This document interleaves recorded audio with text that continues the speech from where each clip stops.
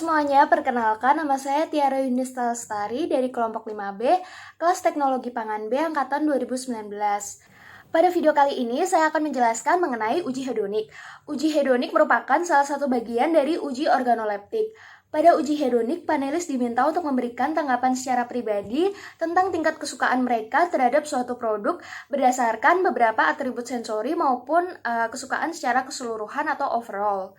Setelah dilakukan uji hedonik, dapat pula dilakukan uji lanjutan ketika data hasil uji statistik menunjukkan berbeda nyata atau berbeda sangat nyata.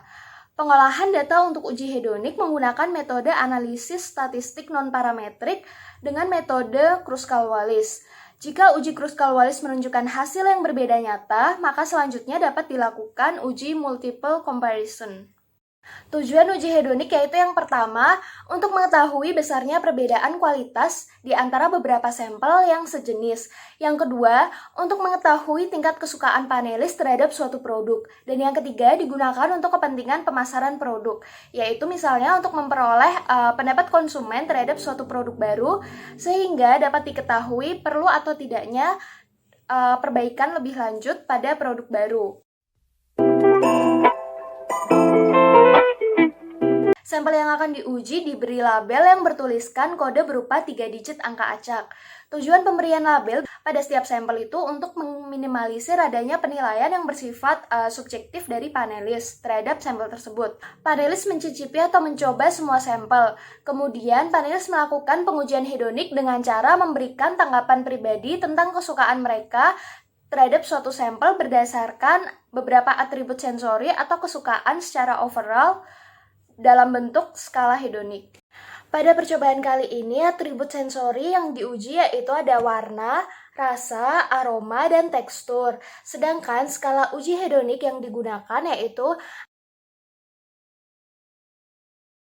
setiap pergantian sampel, panelis dapat meminum air putih untuk membilas dan menetralkan indera perasa. Setelah mencicipi suatu sampel, biasanya akan terdapat residu atau sisa-sisa makanan dan aftertaste yang tertinggal pada lidah.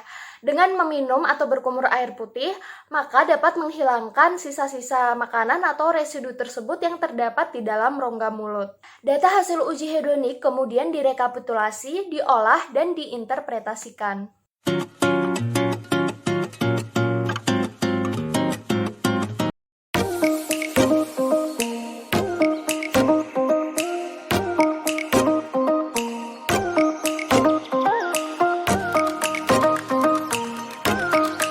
Berikut ini merupakan hasil pengujian hedonik pada sampel keju slice. Pada percobaan ini, keju Kraft memiliki warna kuning dibandingkan sampel keju lainnya. Warna putih kekuningan pada keju berasal dari pigmen karotenoid dan riboflavin yang terkandung di dalam susu sapi. Nilai kekuningan pada keju juga akan meningkat seiring dengan lamanya pemeraman. Semakin lama keju diperam, butiran pigmen karotenoid akan menyebar secara merata melalui osmosis dan difusi. Pada percobaan ini, keju Kraft memiliki rasa asin yang paling asin dibandingkan keju lainnya, sedangkan keju Mac memiliki rasa yang asam. Senyawa yang berkontribusi pada rasa keju itu yaitu adalah garam natrium klorida, garam mineral kalium, kalsium, magnesium yang menimbulkan rasa asin, asam laktat yang menimbulkan rasa asam, serta asam amino dan peptida bebas yang menimbulkan rasa gurih. Pada percobaan kali ini, keju Kraft memiliki aroma yang paling kuat. Aroma khas keju berasal dari senyawa volatil yang dihasilkan dari hidrolisis lemak dan asam laktat. Hidrolisis lemak akan menghasilkan asam butirat, asam kaproat, asam kaprilat, asam kaprat, asam laktat, asam asetat, asam somat, diasetil, asetaldehid, etanol, dan propionat yang mempengaruhi rasa keju. Pada percobaan kali ini, keju Kraft memiliki tekstur yang paling padat dan kompak. Tekstur keju tersebut dipengaruhi oleh kadar air, lemak, protein, NaCl atau garam, dan pH. Semakin tinggi kadar lemak pada lemak susu akan menghasilkan keju yang lembut, sedangkan susu yang berkadar lemak rendah akan menghasilkan keju yang keras dan berwarna pucat. Berikut ini merupakan nilai kesukaan overall untuk keju slice.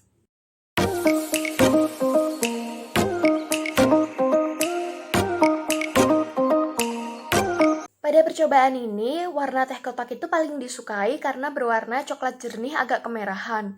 Warna seduhan teh sangat dipengaruhi oleh proses oksidasi enzimatis yang mengubah katekin menjadi teaflavin dan TA-rubikin dengan bantuan enzim polifenol oksidase.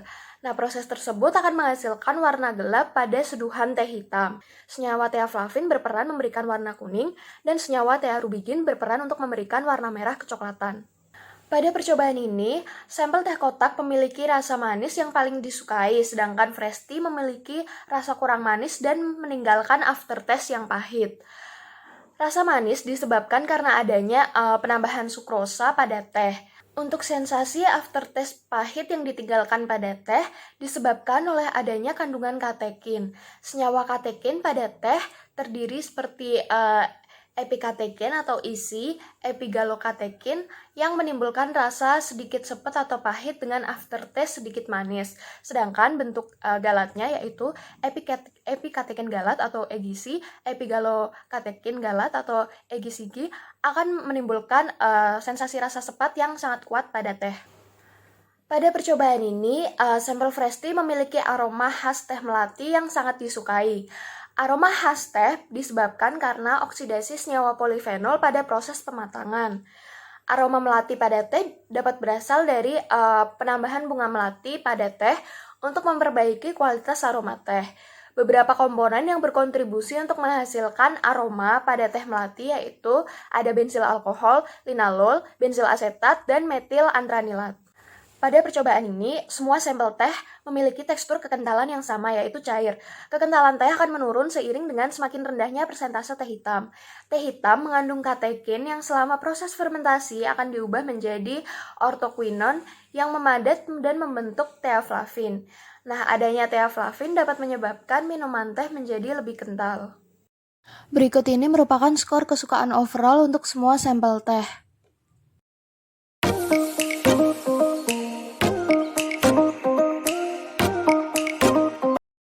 Berikut merupakan hasil uji hedonik pada sampel buah jeruk. Warna kuning pada jeruk berasal dari pigmen karotenoid yang terdapat pada flavedo. Flavedo merupakan lapisan kedua pada kulit jeruk yang mengandung pigmen karotenoid sebanyak 60% yang dapat memberikan warna kuning. Limau, maka warnanya akan berubah dari hijau tua menjadi hijau muda atau kekuningan. Adanya bercak gelap pada jeruk limau dan jeruk nipis disebabkan oleh perombakan kloroplas menjadi karotenoid dan reaksi pencoklatan enzimatis yang disebabkan oleh reaksi enzim fenolase dengan oksigen yang mengubah senyawa fenolik menjadi metanin yang berwarna coklat. Untuk parameter rasa asam, sampel jeruk lemon dengan kode 019 memperoleh skor 4 atau biasa saja karena memiliki rasa asam yang menyegarkan. Kemudian untuk sampel jeruk nipis, kode 317 memperoleh skor 2 atau tidak suka karena rasanya sangat asam atau kecut tetapi tidak menimbulkan aftertaste yang pahit. Kemudian untuk sampel jeruk limau dengan kode 482 memperoleh skor 1 atau sangat tidak suka karena rasanya sangat asam dan menimbulkan aftertaste yang pahit.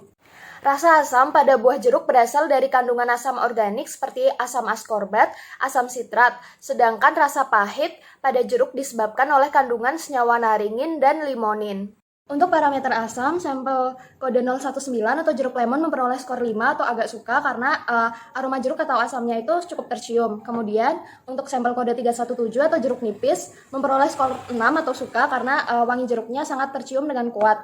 Kemudian untuk sampel jeruk limau atau kode 482 memperoleh skor tidak suka yaitu 2 karena aromanya sangat kecut tetapi tidak wangi. Jeruk mengandung senyawa-senyawa asam alami seperti asam sitrat, asam amino berupa triptofan dan lisin, minyak katsiri, dan senyawa-senyawa lainnya yang dapat memberikan aroma yang khas dan menyegarkan. Pada percobaan ini, tekstur jeruk lemon dan jeruk nipis disukai karena teksturnya mulus meskipun terdapat pori-pori pada kulitnya, sedangkan tekstur jeruk limau tidak disukai karena teksturnya tidak halus dan keriput. Sesuai dengan jurnal yang mengatakan bahwa jeruk limau memiliki tekstur keriput karena terdapat garis-garis yang tidak beraturan pada kulitnya. Berikut ini merupakan kesukaan overall untuk sampel jeruk. Sekarang saya bersama teman saya akan melakukan uji hedonik pada produk kopi bubuk hitam.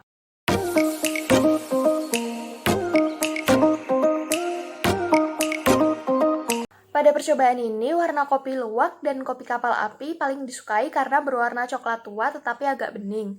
Warna seduhan kopi dipengaruhi oleh tingkat penyangraiannya, di mana semakin lama tingkat penyangraian, maka warna biji kopi sangrai akan mendekati coklat tua kehitaman. Selain itu, reaksi pencoklatan mailat akibat adanya reaksi kimia antara asam amino dan gula reduksi juga akan berpengaruh pada warna bubuk kopi. Pada percobaan kali ini, rasa kopi luwak itu paling disukai karena rasanya tidak terlalu pahit yang kuat, tetapi tetap terasa rasa kopinya. Sedangkan kopi Nescafe memiliki rasa yang sangat tidak disukai karena rasanya itu sangat pahit dan kuat, tetapi rasa kopinya sendiri tidak terlalu terasa.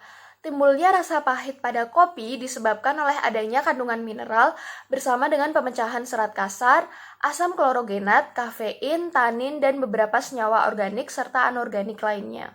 Pada percobaan ini, aroma kopi luwak itu paling disukai karena aroma kopinya tercium sangat kuat. Terbentuknya aroma yang khas pada kopi disebabkan oleh kafeol dan senyawa-senyawa komponen lainnya pembentuk aroma yang terdapat di dalam kopi. Asam-asam organik merupakan komponen yang membentuk aroma kopi pada saat diseduh. Sebagian senyawa pembentuk aroma kopi merupakan senyawa volatil yang mudah menguap dan rentan terhadap suhu tinggi. Semakin banyak senyawa yang mudah menguap yang larut dalam air ketika penyeduhan kopi, maka semakin tajam aroma kopi yang dihasilkan. Kekentalan dari seduhan kopi nilainya akan berkurang seiring dengan menurunnya kadar kafein. Berikut ini merupakan skor kesukaan overall untuk sampel kopi.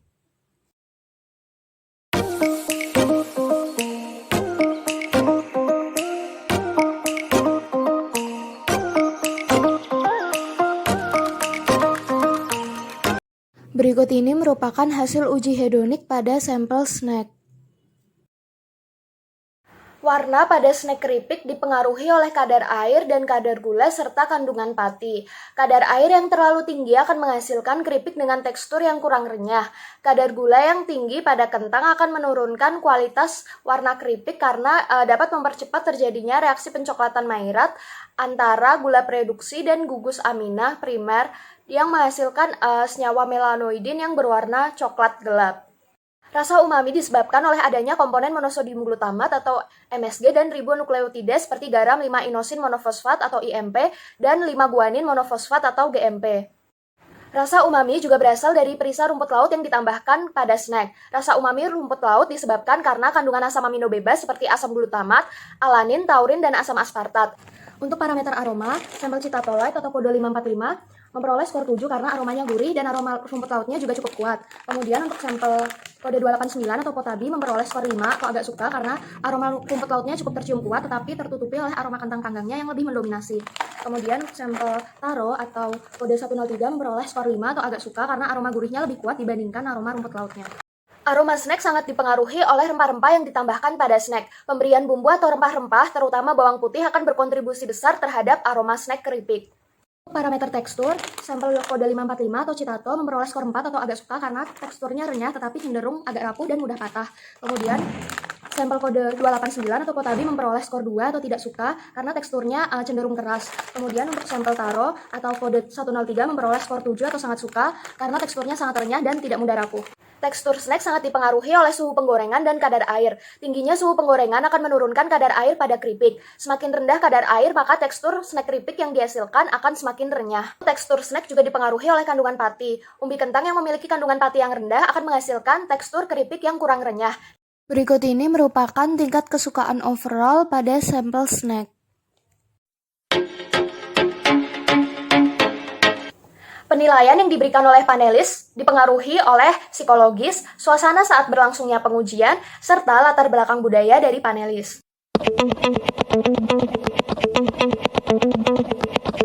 Salah satu jenis kesalahan psikologis panelis yang banyak terjadi pada uji hedonik yaitu kesalahan tendensi sentral atau central tendency. Karakteristik kesalahan tendensi sentral yaitu panelis memberikan nilai tengah pada skala nilai yang ada dan ragu-ragu dalam memberikan nilai tertinggi sehingga panelis menganggap semua sampel yang diujikan itu memiliki karakteristik yang sama.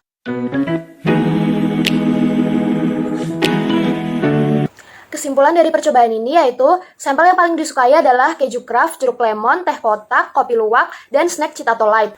Hasil uji hedonik akan berbeda antara satu panelis dengan panelis lainnya karena adanya sifat subjektif dari panelis yang timbul akibat perbedaan sensitivitas antar panelis. Pengujian hedonik sebaiknya dilakukan di dalam ruangan yang terisolasi dan kedap suara untuk menghindari komunikasi antar panelis sehingga dapat menekan penilaian yang bersifat subjektif dan harus mendapatkan pencahayaan yang cukup agar tidak mengganggu proses pengujian warna pada sampel.